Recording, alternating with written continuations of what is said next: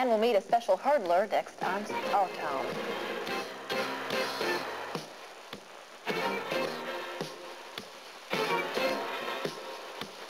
The subject of this week's Our Town, and joining us on the set now, of course, reporter Deb Collins. And who is this mystery man tonight? Well, I tell you, we gave a sneak preview of him on The Bump, if you saw it. And I really don't want to say too much about him because it's such a visual piece. You really have to see it to believe it. And without further ado, I'd like to introduce you to a young man who has a rather interesting hobby. Watch.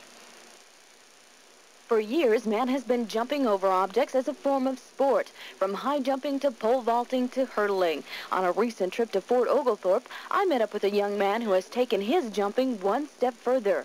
He jumps cars. I was always the fastest kid in school and the highest jumper. I could jump fences and things like that. And didn't do very much in junior high. We didn't have a track team, so I found out in high school.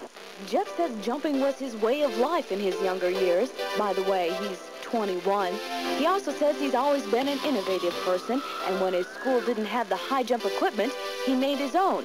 Until one day. And I got up to a certain height, I guess, and I started looking over there at the car, and I thought, well, you know, this is getting higher than the car.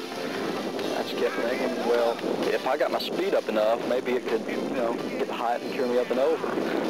Well, I run up to it a couple of times, and I said, no, I'm not going to do that. And I remember going inside and watching a track meet, and it got me so energetic, you know.